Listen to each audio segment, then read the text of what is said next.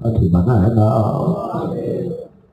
তার স্বপ্ন ছিল বাংলাদেশে যেন কোরআন প্রতিষ্ঠা হয়, কোরআনের রাজ যেন বাংলাদেশে কায়েম হয়।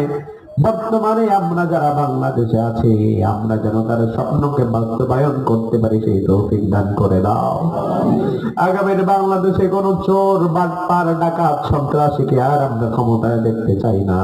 আগামীতে যেন ইসলামপন্থী মানুষ ক্ষমতায় যেতে পারে, সেই জন্য আমাদের কাজ করার তৌফিক দাও। রব্বুল আলামিন যে এলাকা থেকে আজকে হাত তুললাম, একেবারে নদীর কিনারে বসে আছে, বিপদ সীমার কাছাকাছি অতিক্রম করছে। এই এলাকার মানুষগুলোর ভাগ্য নদী গিলে খেয়ে ফেলেছে। আল্লাহ, নদীর ঢেউ চড়াই উতরাই তোমার হুকুম শুনে মেহেরবানি করে তোমার দরবারে আজ এই এলাকার মানুষগুলোকে আমানত দিয়ে গেলাম। মেহেরবানি করে তাদের জান মালের হেফাজত তুমি